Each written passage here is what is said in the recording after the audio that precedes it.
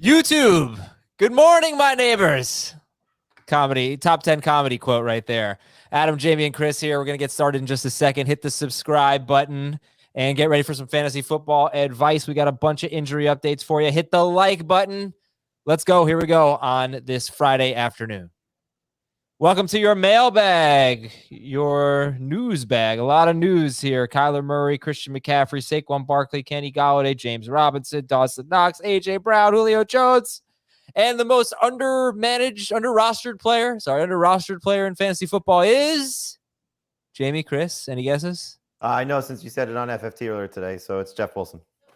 Oh, you weren't even going to let Chris guess. I mean, no respect for the game. Well, what is he at? Like 30%? 18%. Yeah, that's under rostered, I guess. You shouldn't have asked me. I did think about that. I knew that. Yeah, you're right. That's on me. Emails at fantasyfootball@cbsi.com. If you are sending it to CBS EYE, that's not the right email address. It's the letter I, cbsi.com. You can put fantasy cops in the subject line or something football related. And should we switch over to our new emails? No, I'm good with that. All right. I'm good with it. That's fair. And did that one get a new email address?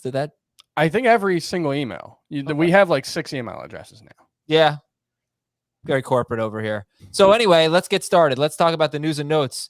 Chris, Kyler Murray, and DeAndre Hopkins game time decisions. Dun, dun, dun. What should we do if we are relying on the Cardinals passing game? You know, at this point, like there was a quote from Cliff Kingsbury where he said, if Kyler can, play in the pocket and keep himself safe, he'll play. What that tells me is that they're not expecting Kyler Murray to do much running, and he hasn't really done much running lately, and he hasn't really been an elite fantasy quarterback as a result of that. I have him like 8th at quarterback for this week, but my expectations are certainly lower than they would be even if he does play. So not necessarily a slam dunk must start, I think. And unfortunately, Jamie, we can't turn to Taysom Hill because Trevor Siemian is starting. So who are some of the waiver wire quarterbacks now that are appealing to you if you need to replace Kyler Murray or something like that? Yeah, I have Kyler in several leagues. A couple of them I attempting to because he's still on waivers, but people drop Kirk Cousins, so I'll pivot to Cousins. But Tyrod Taylor is the first person I would look at if you don't have a quarterback. I actually have Taylor, after adjusting rankings following this news, I have Taylor ranked ahead of Murray as it is. So I just think, you're looking at a guy that has gotten off to a good start this season, the game and a half that he played. But the most important thing is he's facing the Dolphins. So see if Tua's out there, see if Derek Carr's out there, see if Kirk Cousins is out there. I would have said to start Carson Wentz over Kyler, just knowing the uncertainty yesterday. We said that on FFT on HQ. And I think, you just got to prepare at this point for Kyler Murray not playing. The emergency situations would be 1, Trevor Siemian, 2, Colt McCoy. So those 2 guys could get you by in a pinch. But I hope you can find somebody better. Okay. Yeah. And that is, of course, a 4:25 p.m. Eastern game. So also, it seems like all the game time decisions are at 4 o'clock these days. Jimmy Garoppolo is probably universally available too. So if you just want to, play it out to see what happens with the game. Yeah, he's 24% rostered as well. And maybe Justin Fields in some leagues too on Monday night. Or Roethlisberger, I guess. If you were going to choose one of those scrubs, fantasy scrubs, who would you go with? Fields, based on his rushing. Mm-hmm. Yeah, I would go with Fields. Okay, next news item. Christian McCaffrey may play, but if he does, he'll be on a snap count. So where are you guys going to end up with McCaffrey in your rankings if he's active? Jamie? Probably somewhere between 15 and 20. It's actually not a bad week for running backs. When you talk about Devontae Booker and his situation, Myles Gaskin's in a positive situation. I start him ahead of Boston Scott. I start him ahead of, the Bears guys, depending on who starts there. He's not going to be a top 10 guy for me, So yeah. If I have Christian McCaffrey, it's very hard to sit him clearly, but I think you just got to reel in expectations. And Saquon Barkley is, I don't know if he's officially ruled out, but he's not going to play. It's Friday afternoon, by the way, for those of you listening on Saturday. It's Friday afternoon right now. Kenny Golladay, I just read that he's probably going to play. So I was surprised to see that. I don't even think he's 60% rostered. Is he the best? Yeah, he's one of the most underrated or under rostered players right now for sure. Yeah, move over, Jeff Wilson.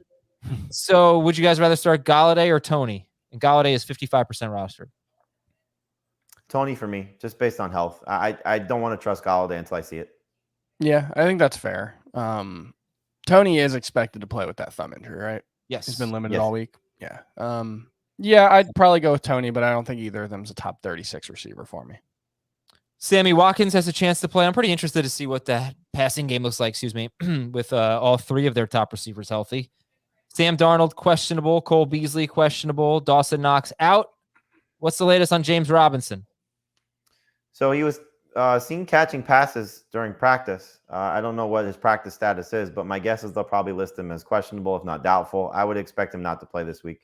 I actually kind of hope he doesn't play, because the last thing you want to see is him re-aggravate this injury and make it further. He's going to have a bad game against Buffalo. Like, if he was playing, you're still starting him, but I don't want to see him get hurt and miss several weeks. Like, let him miss the Bills game. We've been planning for this. He got hurt in the game last week, so you kind of had this expectation of him not being out there. So I'd rather have him for the long haul than short term.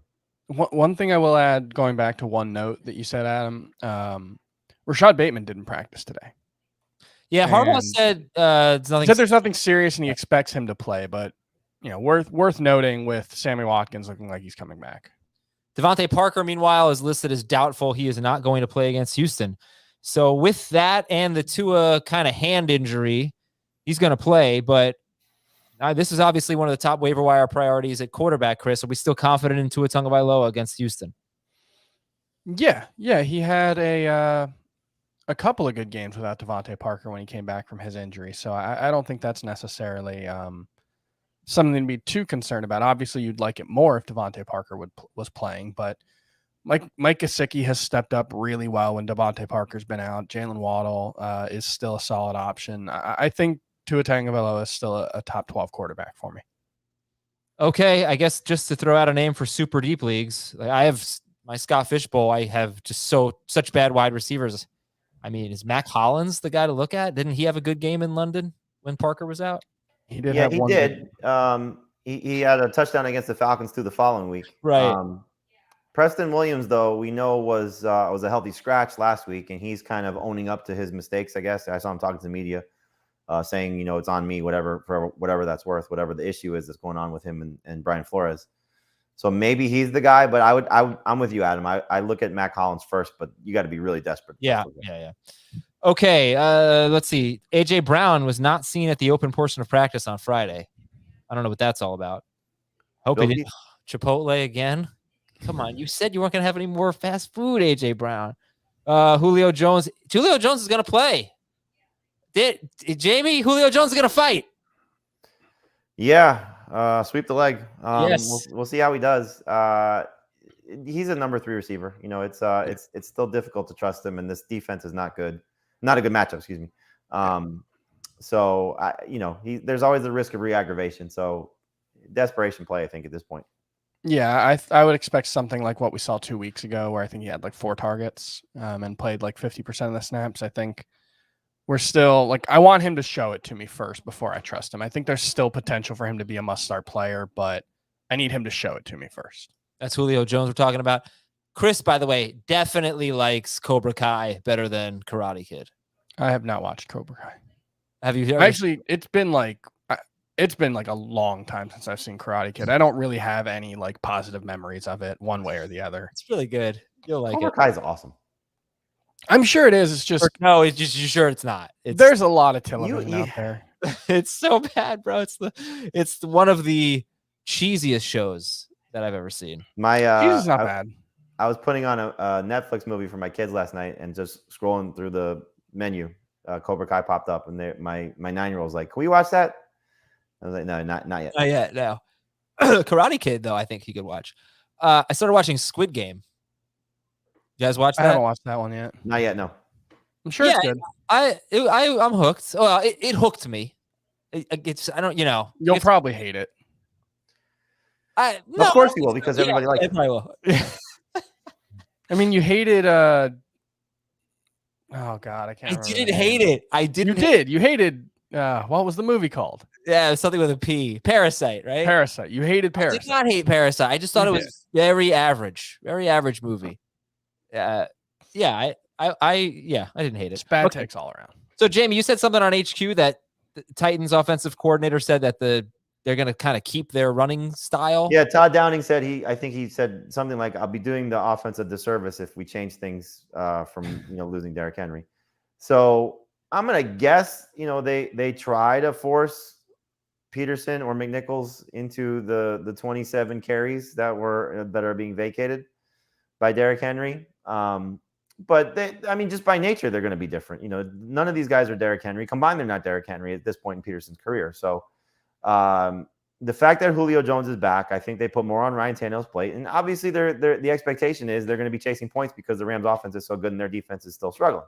So I hope we get to see more of Tannehill, more of A.J. Brown, more of Julio Jones, less of the 36-year-old running back, and less of Jerry McNichols. Yeah, it just from a purely aesthetic standpoint, obviously, I want to not see them run Adrian Peterson into the line 25 times, but also just I don't think it would be smart, and I have to assume that the people running the Tennessee Titans are smart. I don't doubt that they'll run more than your average team in any given situation, but I can't believe that they're going to run more than they pass to, just to name one factor. And if Peters, either one of those guys has a good game, trade them immediately. Trade them immediately because somebody will. Certainly, it was Peterson. Somebody will be buying. The best time to trade Adrian Peterson is right now. Agreed. Unless he has a good game this week, and then you trade him. I don't know who pointed it out. I forget. I think it was Heath on Tuesday night. But the first game of the season for Peterson, each of the last 3 years, has been pretty good. It's been week 1, week 2, and week 1. It's unfortunate he's starting with the Rams and the Saints, but you could understand he gets off to a good start and can't really keep it going the rest of the season. The last thing on the Titans, though, is going into this week, they had run the second most plays in the NFL, which is pretty interesting. Not per game, but up there per game, but second most plays. And finally, Jeff Wilson may play this week. We'll see. And didn't get a practice report yet on Friday for Eli Mitchell. Hopefully he can take some contact and keep making progress. I'm going to guess he's going to be limited. So yeah, limited is one thing if he takes contact, but I think he was not taking any contact on Thursday. Yeah. If they are hitting him with bad ribs, they are stupid. I guess, but you got to get out. I mean, you can't just maybe you can. Maybe you can be a non-contact and practice all week and still play. Different coaches. He's played football before. He knows what it's like. Some coaches will not play a guy if he hasn't practiced. Yeah. Or they'll do it. He is practicing though. Is he? Yes. Yeah, he's at practice. I honestly don't know what it means. I don't know what it means. I don't go to these practices. I don't want to go. All right. This is Sunday. This is week 9. And the NFL on CBS features an AFC North matchup in Ohio when Joe Burrow and the Bengals battle the Browns, along with key interconference clashes between the Raiders and the Giants and the Chargers heading to the city of brotherly love for a meeting with the Eagles. Get set for the action on the NFL today at noon Eastern, and that is all coming up this Sunday on the NFL on CBS. We'll start with the emails today. We'll do Apple Podcasts in a little bit. We got one Fantasy Cop submission that I'm going to read. Only one? Well, we have a lot every week, but many of them are just the same, and it's just going to be us saying, no, don't veto that. That's fine. Basically, so I've just been sort of responding on my own. I guess I did get one that was saying somebody traded for Calvin Ridley, and then 30 minutes later, Ridley went on the leave. And again, I mean, we've done that before, and what I've said is that I'm sorry, you trade for someone. If he gets hurt after you trade for him, even if it's immediately, if he does or goes on a personal leave, whatever, that's just bad luck. But the trade stands is what I said. So kind of established that rule among the fantasy cops. No, I'm all heart, but I can't let people off the hook completely. Okay, time for the emails. And Ryan says, I never understood rankings more than when each player is compared to a corresponding Stallone movie. Thank you, Jamie. I thought that was very confusing, but, I guess. All right, we'll do it moving forward. Okay. Is that what you did? You compared it to Stallone movies? Rocky 3. You did it to the Rockies. Yes. Yeah. All right, from Brian. Does Chase Edmonds' value go up if Kyler isn't mobile or possibly benched? I'm deciding between Edmonds and Judy, Tony, Kirk, or Emmanuel Sanders in half PPR. I'd be very nervous about every Cardinals player if it's Colt McCoy. Yeah. So I'd play Sanders personally.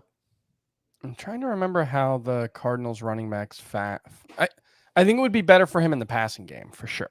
If Kyler's not going to scramble as much, he's going to be more likely to dump it off to his running backs, and it's not going to be James Conner that gets it dumped off to him. So I think that can be. But the one thing I think the impact would be greater on Conner because he is so reliant on touchdowns, and his touchdowns are so reliant on the threat of Kyler Murray running the ball that I think it's much more likely to negatively impact James Conner. I think you're right, but I also wonder if, like what the Packers did where they just run the ball more. So does he have opportunities and that's where they go. I mean, look, if you take Kyler and Hopkins off the field, are you really want Colt McCoy leaning on Christian Kirk and AJ Green also, Rondell Moore, so you just wonder what they'll do. I think you probably should take a hands-off approach maybe on all of them.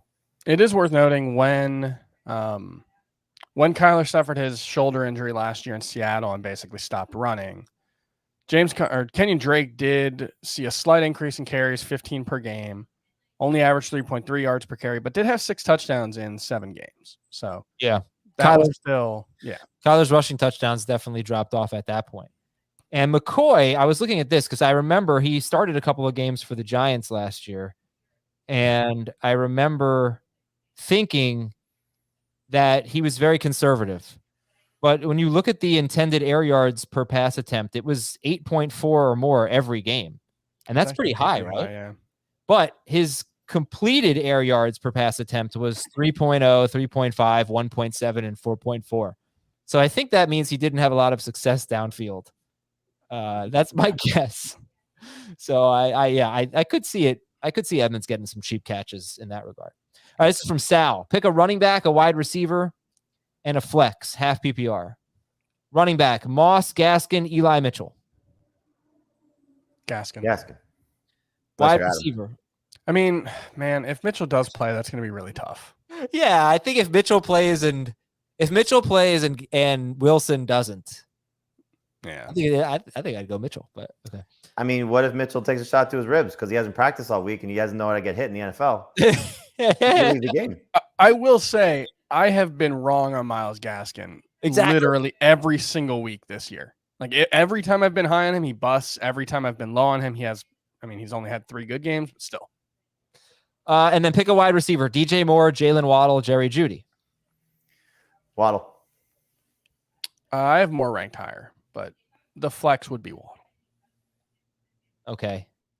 Jamie, who's your flex then? If you go Gaskin and Waddle, who's your flex? Moss, Mitchell, Moore, Jeudy. What's the format again? Half PPR. I would go Mitchell if he's the solo act. I would go Moore if there's Jeff Wilson playing. I told Dave on the podcast that I will be getting into many fights with Chris on Sunday about DJ Moore. I know it. I can't sit a guy with a 30% target share. Like it's just I can't go away from that. Even I know Sam Darnold's hurt and he's Sam Darnold and PJ Walker's PJ Walker, but when you're getting that kind of workload on a team that, it's not like they're the Titans with their running. I can't get away from it. It's like Brandon Cooks last week. It just when you've got that kind of opportunity, there's always a chance that you're going to break out. I think though, obviously in a vacuum, I agree with you, but when you start comparing him to other players, like Jalen Waddle may get more of a target share this week. Sure. Yeah, Waddle and Moore would be my 2 choices. Right. But and then again, if you get back to Elijah Mitchell's in a great spot, if there is no Jeff Wilson and he's healthy, because if the Cardinals don't have their guys, time of possession may be amazing for the 49ers. We know what their run game has been. And the Cardinals, we just saw their run defense without JJ Watt look pretty miserable against the Packers. So, it's again, you're stacking him up against other guys. I hope Moore delivers. He may get a boost. J.C. Jackson may not play for the Patriots. Oh, no, I was just looking that up. He's back. He had an illness, so he's back at practice. So that's not great for DJ. Yeah, Moore. that's a big deal. Yeah. And if P.J. Walker is the quarterback, it could go either way. It might be better for him, where, you get some, guy breaking out of containment and throwing the ball to some, scramble drills to the receivers, or it could be worse if he's worse than Sam Darnold. So DJ Moore's kind of all over the place. Last question on DJ Moore. McCaffrey hurts or helps or nothing? I think helps because there's more of a threat. You fear Christian McCaffrey. You don't fear Chuba Hubbard.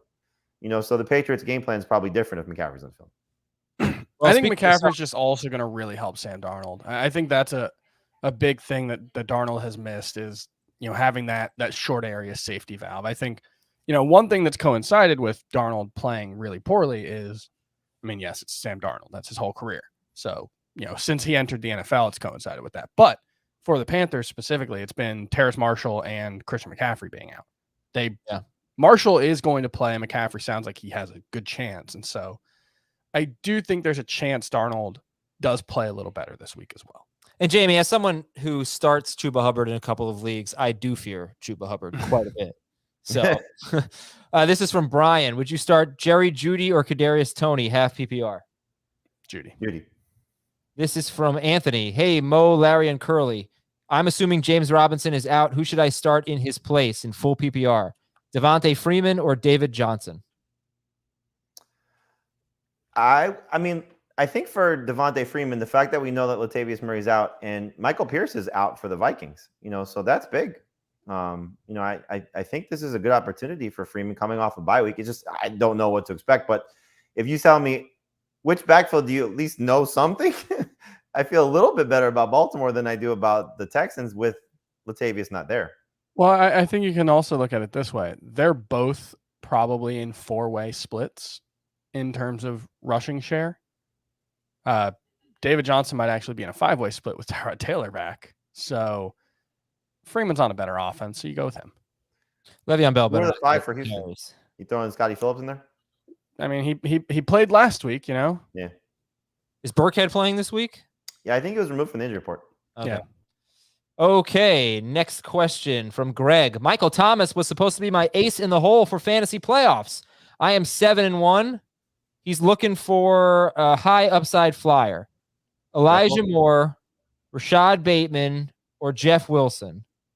Or would you go with Madison or Dylan or Sony Michel? It's a PPR league. I don't know if it's 10 teams or not, but would you take a shot on Elijah Moore, Rashad Bateman, Jeff Wilson, Madison, Dylan, Michelle? What do you think? Obviously you're going to win your league if you have Madison or Dylan, or if you want to say Sony Michel as well, and the other guy gets hurt on that respective backfield. Those, you can't find those players. There's a reason why you're stashing those. Tony Pollard as well. Just the upside of what those guys can be, but it's implied value because, the other players that we're talking about here, Jeff Wilson may not need an injury to be the best player in his situation. Elijah Moore may end up being the best receiver for the Jets. Rashad Bateman, I don't think he'll be the best, but can still be a significant contributor. So it just comes down to what you're looking for where you are now and where you are end of season. So, I would much prefer to roster those running backs with the hope of them being league winners. But if I need players right now, Jeff Wilson would be the one of the first trio that you mentioned. Yeah, if you don't need a starter, I think Madison, Dylan, Michelle, Pollard, I think those are all great options. Can I throw out my beat the waiver wire pick for week? Would it be for week 9 or week 10? I don't know how we would typically. Brandon Ayuk. He's still under 50% rostered. It didn't seem like anybody picked him up this week except for me. And led the 49ers in snaps, routes, targets last week. He didn't do a ton with it, only 45 yards on 7 targets, but we know how talented he is. And if they're going to use him as a full-time player, he's been more like a 65 to 70% snap and route share guy this season. If they're going to play him 95% of the snaps, I think he's going to break out at some point. And we know how high the upside is. We saw it last season. So throwing that out there as another guy, if you're looking for an upside stash, Brandon Ayuk. All right, a few quick news items here, and we'll finish up with the emails. Sean McVay saying that Stafford and Robert Woods are going to practice on Friday, and they should be fine. James Robinson got in some work. He will be questionable. And finally, Clyde Edwards-Helaire is closer to a potential return from his sprained MCL. Let's finish up the emails here real quick, guys. Patrick from Long Island. I'm trading Chase Edmonds and Chuba Hubbard for Keenan Allen. Full PPR. Give up Edmonds and Hubbard for Allen. Grade the trade. Rocky 1. Yeah, I love Edmonds, but that's an A. From Matthew, rest of season in PPR. Amari Cooper or Cortland Sutton? Ooh. Amari Cooper. I think Cooper. From Chris, I have David Montgomery, so I will give up Travis Kelce, Damian Harris. The Montgomery part is irrelevant. So Give up Kelsey, Damian Harris, and Jerry Jeudy. Get Najee Harris and Mike Gesicki. Oh, yeah. I like that. I don't think I would. I wish you were getting someone better than Gesicki. Woo! You're getting Najee Harris. Kelsey, what was it again? Kelsey and who? You're giving up Kelsey. Damian Harris and Jerry Jeudy. What's the format? I don't know. Because that matters. Because if it's PPR, Harris is obviously not as good. Damian half Harris. or non, he's much better. I would take the Najee Harris Gesicki side because as great as Travis Kelsey is, Gesicki has proven time and time again whenever there's somebody missing for the pass catchers, he steps up. Do you know when Will Fuller's coming back? Because I sure don't. Do you know if Devontae Parker's going to miss significant time? Sounds like it. I think Gesicki's in a great spot, and who knows if Kelsey's starting to fall off a cliff? I don't think so, but who knows? All right, from Reed, half PPR, Tony, James Conner, Bateman, or Jordan Howard. Presumably to start this week. Yeah. If Kyler plays, it's Connor for me. If Kyler is out, it would be Tony. I think it'd be Bateman for me if Kyler's out. Yeah, from David, Bateman's playing. And that's assuming what Harbaugh said. You still going to trust Bateman though if Watkins plays? Because that's the risk I think you run. There is some risk there for sure. But then again, there's a lot of risk with Tony, especially if Golladay plays. We haven't seen him, really play all that well with. We haven't seen him play much with the other wide receivers there. Yeah, there's a 1-game sample size. It was the New Orleans game when Golladay went for 100 and Tony went 6 for 78. I think he probably can do that again against the Raiders if he's healthy. From David, give Michael Pittman, get Mike Williams. This one was a few weeks ago. A+. Right now, I don't know. Give Pittman for Mike Williams. PPR. Rocky 5. Really? It's that bad? Oh yeah. I think it's a C. I think it's really, really close. Oh, Jamie. Wow. I'm really surprised. Yeah, I'm with Chris. I think it's more of a Rocky 3. Yeah. I'm not thrilled that it's on. Again, Pittman sample size without T.Y. Hilton there, and who knows when Hilton's going to play, has been awesome. Who's got more points this season, though? I bet it's still Williams. I would imagine it's probably closer than you think because Williams has been bad through the last 4 games. Yeah. I'm curious, actually. I think Pittman's played 2 more games, so that would Pittman is wide receiver 5 right now, but obviously not that good. Well, he's played 9 games. So what is it? What you got per game? Who's better? Pittman is 19 per game. Mike Williams is 15. So it's about a point difference. Take that, Tommy Guns. Jordan from the Sunshine. If that is a line in Rocky 5, then I'm just going to take your word for it. Because does Chris know what Heath did the other day? I don't think so. No. How well do you know your Rocky movies? 1 through 4, moderately well. Then you're 5, good. Okay. So 1 through 4. So we're talking about Stallone movies, and he says, "Didn't somebody significant die in all of the Rockies?" And Adam and I are thinking I'm thinking, okay, yeah, Mickey died in 3, Apollo died in 4. And he goes, "Yeah, didn't Apollo die in Rocky 1 and Adrian died in Rocky 2?" We're like, what? I mean, it's incredible. Adrian dies between 5 and 6, right? Yeah. She's not in the Rocky 6, but he killed off Adrian. I mean, that is unbelievable. And who did he think Rocky fights in the second one? That's what the follow-up question should have been. All right. Can I drop a take that might make you guys mad? Go. I think Creed is better than any of the Rocky movies. I knew. Yeah, that's such. I love them. That movie's so good. It's kind of boring. All right, from Jordan. What? Jordan. Rocky's like one of the most beloved movies of all time. Which one? Creed? Rocky. Oh yeah, Rocky's amazing. No, I mean Creed is boring. No, Creed is a little boring. It's the same. I think if you rank them, like for me, I probably because I like all of them. I probably would go 1, 2, 4, Creed 1, and 3, Rocky 3, Creed 2. Yeah, Creed would definitely be no lower than 3. By the way, I looked up what what our friend from Oregon was referring to. I'm not sure. Oh wait, no, that's not it. Sorry. All right, guys. Tommy, Chucky, Lil, Phil, and Dill. That I get. That's the Rugrats. Full PPR. Actually, he wrote fully PPR. That's kind of funny. Wide receiver, running back, and a flex. So Devontae Parker's not playing, so you're going to go with Mike Williams. Oh, well, this is easy. You gave us 4 options, and one of them is Devontae Parker, so it's the other guys. All right, with that said, nope, that was the wrong one. All right, so pretend that didn't happen, everybody. Sorry, Sunshine Daydream is a documentary about the Grateful Dead. Ah. It Nope. took place in Oregon. Oh, yeah, this is the Fantasy Cops music, right? All right, Fantasy Cops, here we go. This one is from Tyler from the better Carolina. South. Well, yeah, it's using gonna say context clues, it's probably south. Yeah, because North Carolina barbecue's dreadful. Dear Brian, here we go again. Alshon, Debo, and Shy. Those are South Carolina. Which one's Brian? I actually don't know. Which was who? Wait, Brian. Brian Edwards. He was a South Carolina guy, right? I didn't know that. Sure. I'm the commissioner in my family league. I just made a trade that has sent the other players in the league in a frenzy. I am tied with the worst record in the league. Remember, this is his family league. And I've lost several players due to COVID and injury. With my starting running back, Saquon, possibly being out due to COVID, he's out, Gibson being on a bye, and already losing Hunt and Montgomery to injury, I made a trade with my mom for Kamara. I traded Saquon, Robert Woods, and Damian Harris to my mother. She gave me Alvin Kamara and Terry McLaurin. This made other members go crazy, saying that it wasn't a fair trade and insinuating that I sent a lopsided trade to my mom on purpose, as I know much more about football than she does.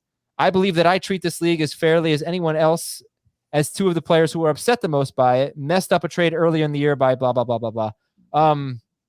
So, yeah, do you think this is family collusion here, or was this a fair offer giving Barkley, Woods, and Damian Harris for Kamara and McLaurin? Those aren't the 2 polls. It's not collusion or a fair offer. It can be an unfair offer and not be collusion.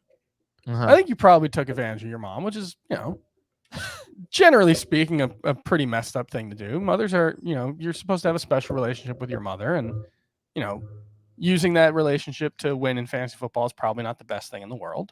So he ended up getting fine. Kamara and McLaurin? Yeah. All right, so let's play this out. So let's go Taysom Hill starting for the Saints from week 10 on, and Kamara's back from week 10 on. Which side is better?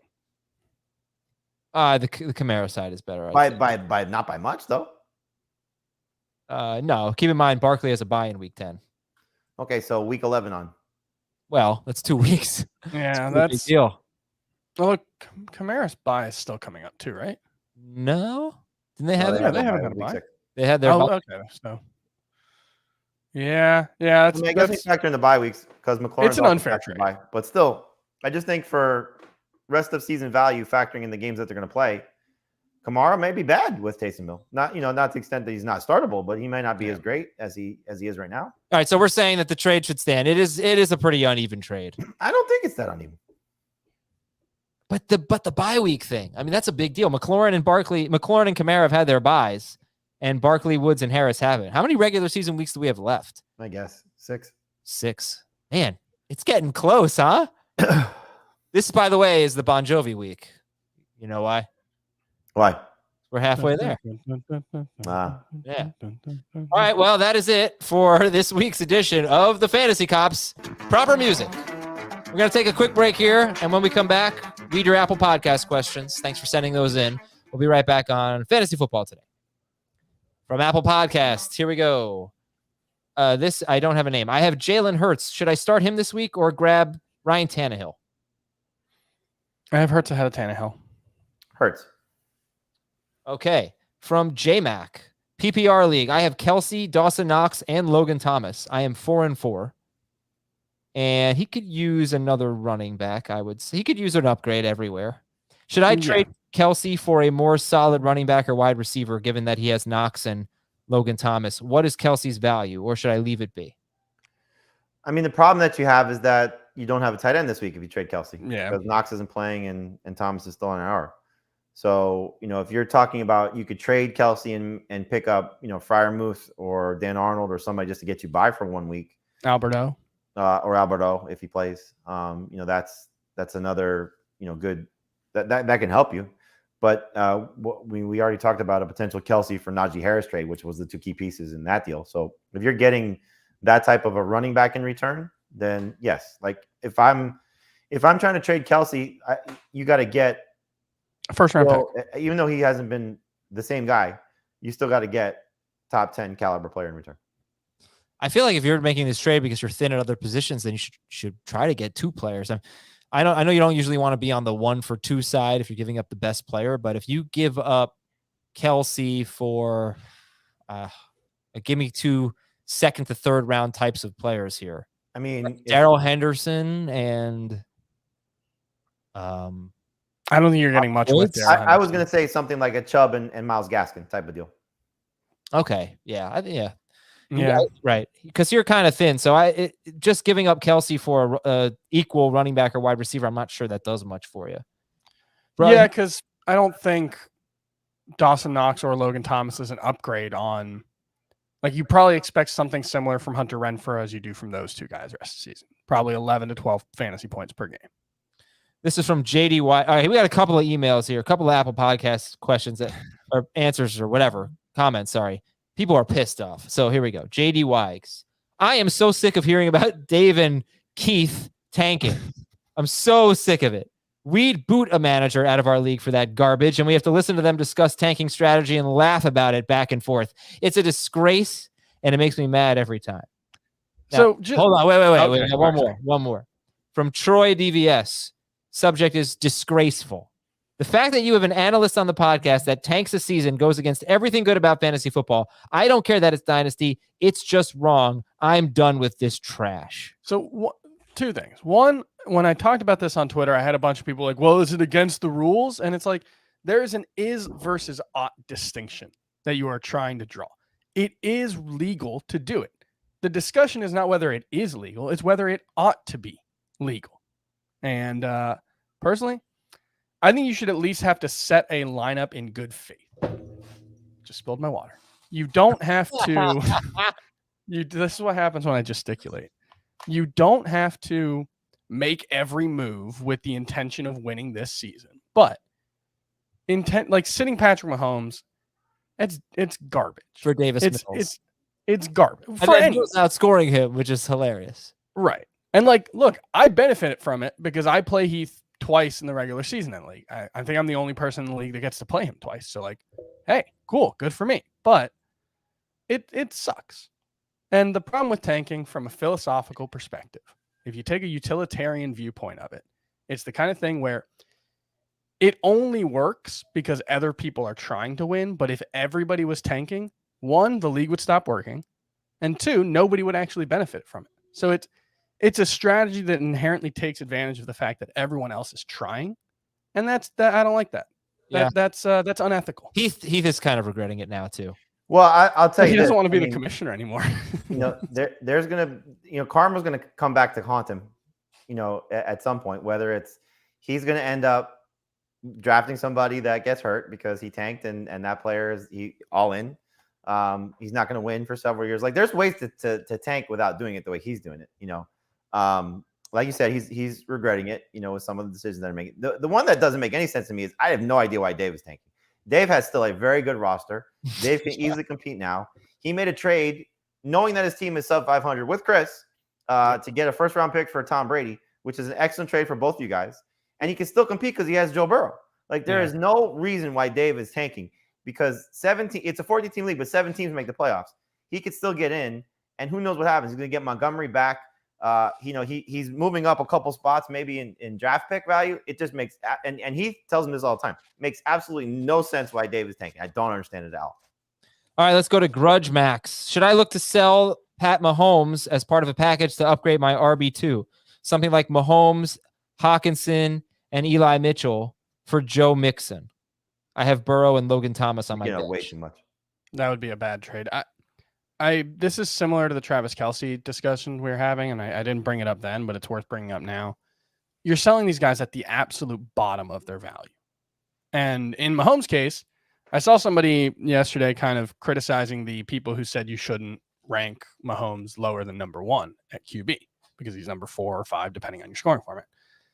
He's had basically a worst case scenario for him. I think most people would agree that this is by far the worst stretch of Patrick Mahomes' career, and he's QB 4 or 5. I think that's actually kind of vindication for who Mahomes is. And so Like, he's not going to have a worse 2-game stretch, I would guess, in his career. If not, at least in the next 5 years, that's worse than what he's done the last 2 weeks. And so I think trying to trade him right now is just a mistake. Yeah, the problem is if this were week 4, you could say, oh, you're trading him at his low point, but it's week 9. You know, if you really need, that's a lot to give up for Mixon. But if you have Joe Burrow, then Sure. it doesn't matter. It doesn't matter the name, the value. It's not a bad idea to trade Mahomes to get a running back. So I think, but it's probably a better idea to trade Burrow. Yeah. But if you're just saying right now, you're trading Patrick Mahomes to get Joe Mixon, I like that trade. I have no problem with that trade. It's the fact that you're giving up Mahomes, Hawkinson, and whoever else the third player was. Yeah, it's a lot. It's too much. That's just ridiculous. Like, there's no way you should be doing that. Now, we know it's hard to trade running backs. It's difficult for people to trade quarterbacks. It's hard to get running backs. It's hard to trade quarterbacks. Mm-hmm. So that factors into it. But I'm not giving that many additional players to get Joe Mixon. All right, next one from C. Teason 6. Patrick Mahomes for Justin Herbert. Grade the trade. F. Yeah, if you're giving up Mahomes, it's an F. Okay, from Mike CH23.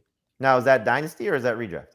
Didn't say. So I think even in dynasty, I'd rather have Mahomes. I would agree, but dynasty makes a little bit more sense. If redraft, no sense at all. Oh crap! It's 3:00. I'm supposed to be on the air right now. It's with Jacob Gibbs, so I'm going to send him a text message and let him know that I'll be there in a bit. Jacoby Myers, Eli Mitchell, Myles Gaskin. Pick one. Myles Gaskin. Yeah. Okay. Next question. Grade the trade from a big city and a state known for lakes and beer. Illinois? Michigan, maybe? Michigan. Minnesota? Yeah, sure. They're known for California. They're known for lakes. Okay. Los Angeles, especially. Yeah. Grade the trade. I lost Derrick Henry, and I traded Marquise Brown for Chase Edmonds, and I traded Mike Williams for Damian Harris. Marquise Brown for Chase. So he still has Diggs, Jefferson, and Chase on his roster, so he can afford to lose multiple wide receivers. I think you settled in both cases.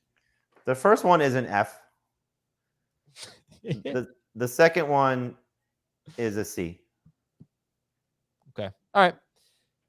This next one is from... That one was from Dr. Nate. Sorry. This one is... Boy, am I messed up here. Jay Lazary. No, I don't think... I don't know who this is from. I'm sorry. I'm just going to read these. I don't know who they're from. I need 2 of 4 this week. Debo, Cortland Sutton, Thielen, Deontay Johnson. Pick 2. Debo and Deontay if they play. Thielen and Deontay. Actually, no. Debo and Deontay. Okay.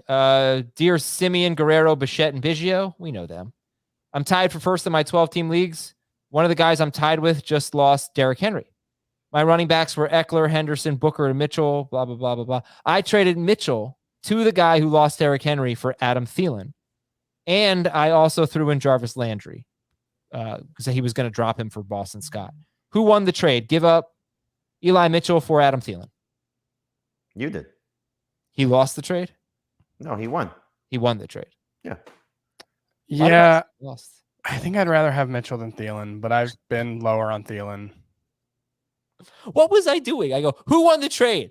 Jamie goes, you did. I go, oh, he lost the trade? Like, why did I say that? I mean, Mitchell could be headed for a timeshare. It's a little yeah. All right, 2 more here. Or 1 more, I think. Although I do think Landry's more than just a throw-in. Yeah, I agree. Beckham. Yeah, I think he could be a top 20 wide receiver rest of the season. Start Tony Pollard, Dearness Johnson, or Boston Scott, or Bolden. 2 of them. Pollard, Dearness, Scott, Bolden. Pollard and Scott. Yep.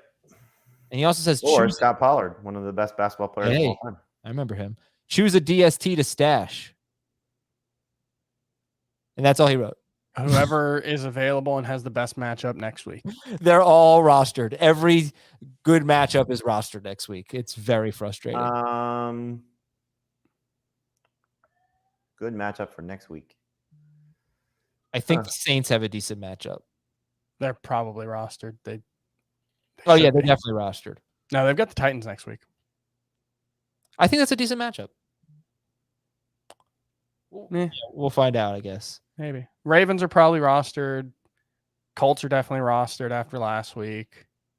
Bills are rostered. Steelers are rostered. Told you, just beat the waiver wire was the worst one. Maybe the Bucks.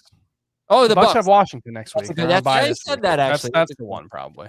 I mean, they're definitely rostered, but they might be dropped this week.